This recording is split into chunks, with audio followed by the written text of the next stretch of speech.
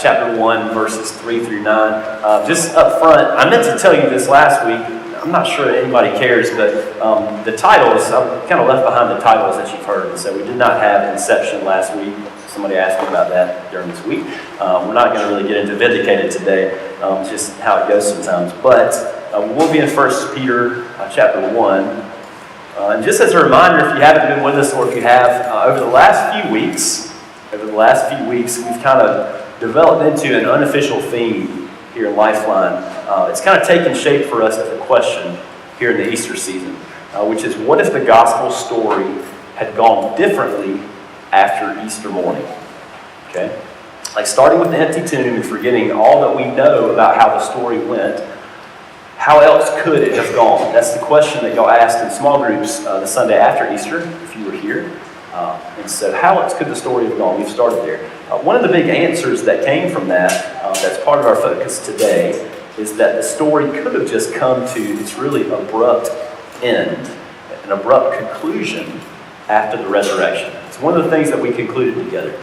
The story, God's story with creation, could have come to a pretty fair wrapping up point after the resurrection. Because, after all, what was there left? What was there left for God to do that God needed to do? Okay? God had already created, yes, big deal, right?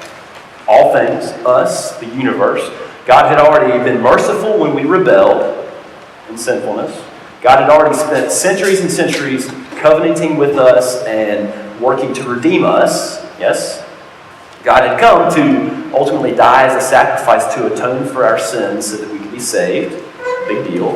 And God, as of Easter morning, God had been raised to life to invite us into new life so that we could live forever with God. I mean, in the story of what God had to get done, if I'm God, these are things on my big checklist, it's done at this point, yes?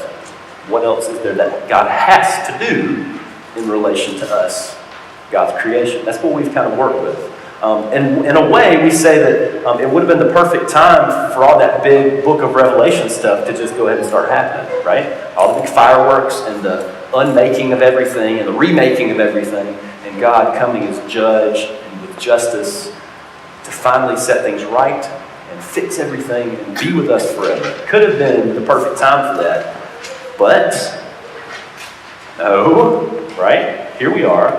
And we find out, this is crazy, we find out that God had decided the resurrection was not going to be the final word in the universe, but instead it was going to be the opening of the final chapter. Okay? It's not the last line, the last chapter.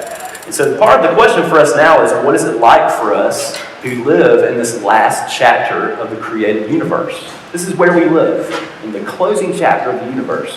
What is it like? Agree or disagree, the struggle can be pretty real sometimes. The struggle is real to me. Because in this final chapter, life on earth, if we're honest, life on earth went on almost exactly the way it looked before.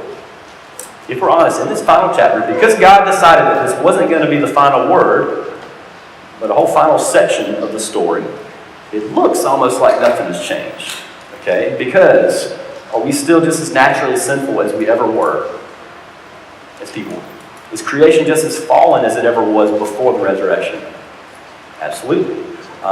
Even though their time is short, does sin and death and evil and Satan still get a chance to operate for a time? Absolutely. Is their power limited almost in any way? You could argue that. And so here we are, and it can be a tough time to live in this last chapter, because to me, in other words, despite the fact that God has done this universe-shaking, never before seen or understood activity on our behalf, there's still room for any of us from Jesus' day to today to doubt that anything has actually changed. You could really make the point that nothing's changed at all by looking at life in the world. So for instance, on Easter Sunday, just a few weeks ago, I got to visit one of our Shandon families, one of our families here at church. And they have a very dear loved one who has had a recurrence of a really dangerous form of a disease. And this is after thousands and thousands of faithful people have prayed for healing over months and months. And she actually had a remission for a short time, but The disease is back, and it is not looking good for this close loved one. At the same time, this very same couple, young couple, also recently gave birth to their first child. And also, after many, many months of praying for baby boy's health and wholeness, he turned out to have what looks like a pretty complicated genetic disorder. This is one family. And so I'm receiving this news on Easter Sunday afternoon, after a morning of Christ the Lord is risen today, hallelujah. Okay? And so sometimes it's tough in this final chapter to deal with news like that, reality like that, alongside what we claim in the gospel. Amen? That's kind of the rub of living in the last chapter of the universe. And so it's just important to us, I think, to move on from the what else could have happened to why is it this way at all in suffering, to how on earth are we supposed to navigate to live through being the people who live in this last age of the universe, this last chapter in God's story with creation. How do we do that? How do we navigate that in the face of those big questions? Like, why isn't God just here? If God's alive, Jesus is alive, why isn't he just here to handle stuff like this? Or why do we have to die at all? Why do we still have to die at all anymore? Or why wasn't that just the concluding point in the story so that we didn't have to deal with some of this mess that we deal with? I think the bigger question for us to move on into is not maybe to answer those whys, because some of those whys are pretty tough to answer. The better, more practical question is how do we live with that? And to get there, 1 Peter chapter 1, verses 3 through 9 has a good deal of instruction, just a few verses for us. Some instruction on the how to do it. It says, starting in verse 3, it says, "Blessed be the God and Father of our Lord Jesus Christ. Blessed be the God and Father of our Lord Jesus Christ. By his great mercy he has given us a new birth into a living hope through the resurrection of Jesus Christ from the dead, and into an inheritance that is imperishable, undefiled, and unfading, kept in heaven for you, who are being protected by the power of God through faith for a salvation ready to be revealed in the last time. In this you rejoice. In this you rejoice, even if now for a little while you've had to suffer various trials, so that the genuineness of your faith, being more precious than gold that, though perishable, is tested by fire, may be found to result in praise and glory and honor when Jesus Christ is revealed. Although you have not seen him, you love him. And even though you do not see him now, you believe in him and rejoice with an indescribable and glorious joy, for you're receiving the outcome of your faith, the salvation of your souls." This is the word of God for us, the people of God. It's a good word, yes? You don't hear a lot of the gloom and doom that I just kind of took you through, talking about this last kind of rugged chapter of life on earth. But it does, to me, draw us towards how we live in this special time that we live. And to me, it's just a couple of things for us to draw on. The first is that if we're going to live through this special final chapter in the universe, we have a chance to cling to what we believe has actually changed. We're going to have to really work sometimes to cling to what we believe has actually changed. In other words, we believe things have changed, yes? We believe the empty tomb has implications for us. Yes? Something, even if it doesn't look like it all the time. I think the question for us in some ways is, do we believe that reality in some level, if not visibly, has been transformed? And so how does Peter describe this transformation? He describes it as a new birth. We've been given a new birth into a living hope. A new birth into a living hope. I struggle with that phrase a little bit because it almost feels foreign, or it's hard to describe. It's hard to put your finger on. It's a cool phrase, a new birth into a living hope. But it almost sounds like nice postcardy mug, coffee mug, calendar language, like very quotable. A new birth into a living hope. What does that really mean? This week I couldn't help but kind of go to the opposite, as sometimes is the case, and think to myself, well, what is a dying hope? Right? We're going to get closer to what a living hope is. What is a dying hope? And somebody in the house is going to say, Josh, if it's dying, it's not a hope, right? What could I mean? I'm talking about the hope Think about the hope that we stake so much on in worldly terms. I'm talking about the hope that we put into the things around us, the things that promise us that everything's going to be okay, things that promise us that life will be better just around the next corner, the things that promise that we can be happy and whole and healthy as long as we invest in blank. This is like the promise of every single television commercial you'll ever see. You're going to be good to go if you just invest in blank. And so my question is, what purely worldly things, not godly things at all, what purely worldly things do we use to fill in that blank? The blank of our worldly hope. What are some things? You got to talk to me now because I just want you to talk. I don't want to do all the talking. What are some of the things that we use to fill in the blank of our worldly hope? Some really easy ones you might want to knock out first before somebody else takes them. Money, thank you. Sorry, I couldn't hear you. Health, that's big, man. Our physical health, our strength, that's huge. Status. What else? Status of all kinds. What else? Oh, buddy. Food, that's big. Me too. Amen. What else? Possessions, material things, all forms of comfort and security. Our homes, anybody? Our jobs, anybody? Our relationships. Talking about the things that we put our worldly hope in, sometimes worldly alone. What else? Anybody? I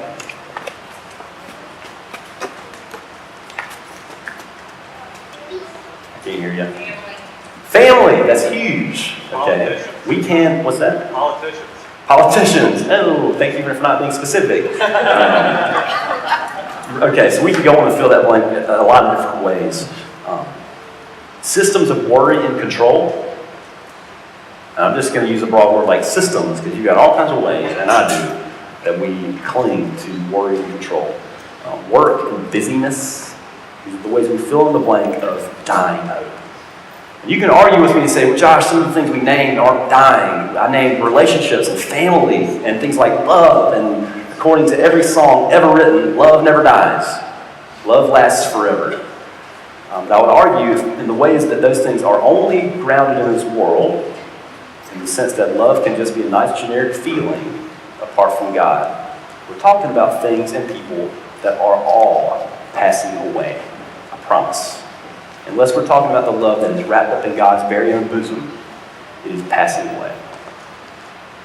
Great question for us is, why do we cling to these things that we know are perishing and corroding and sometimes false and dying?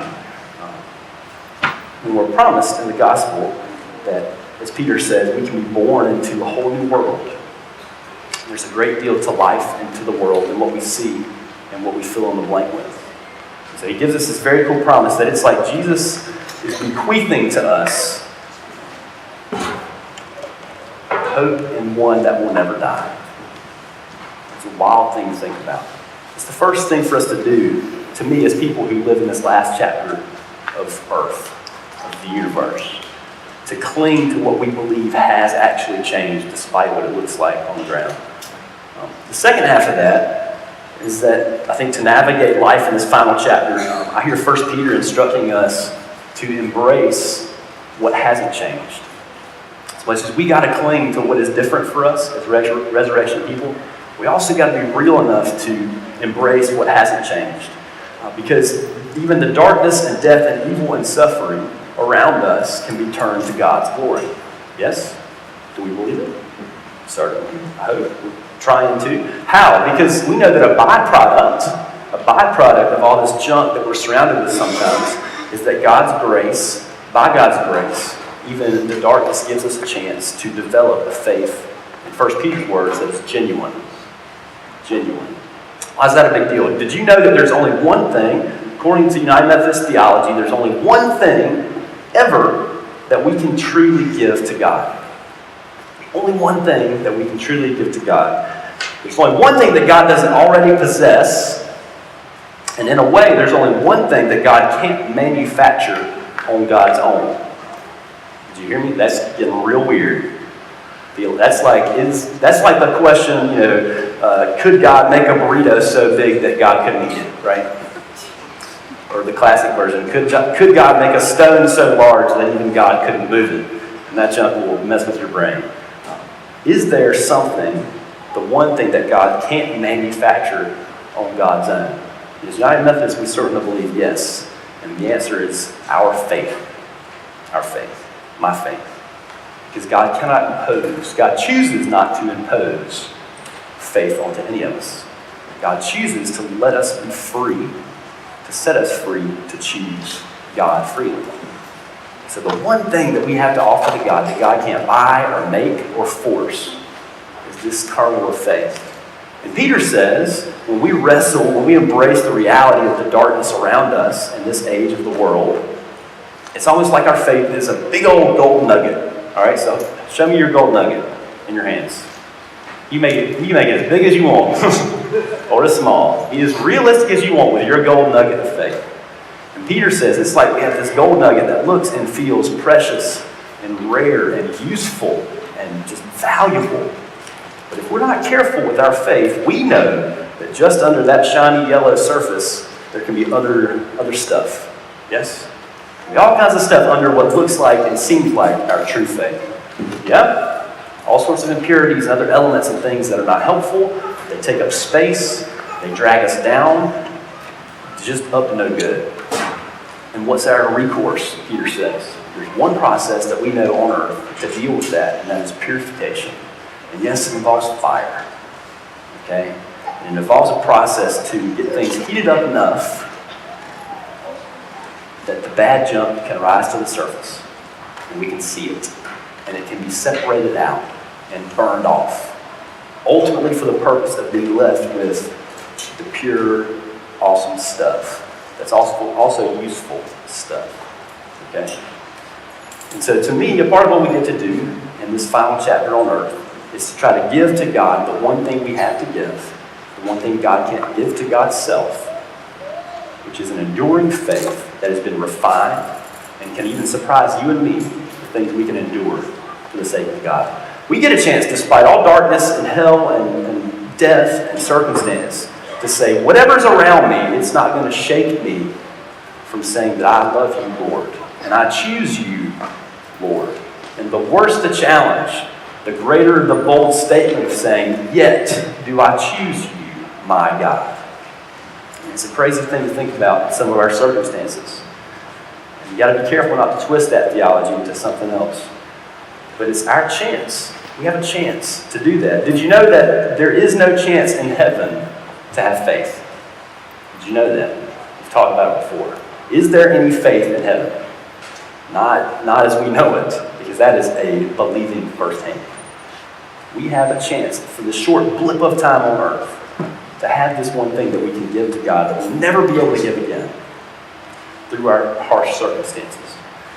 And so this is faith, y'all. As we gather close to this meal as a chance to try to experience God's grace, we are the last age of humanity that gets to experience all this for all its warts and all its beauty before everything's said and done.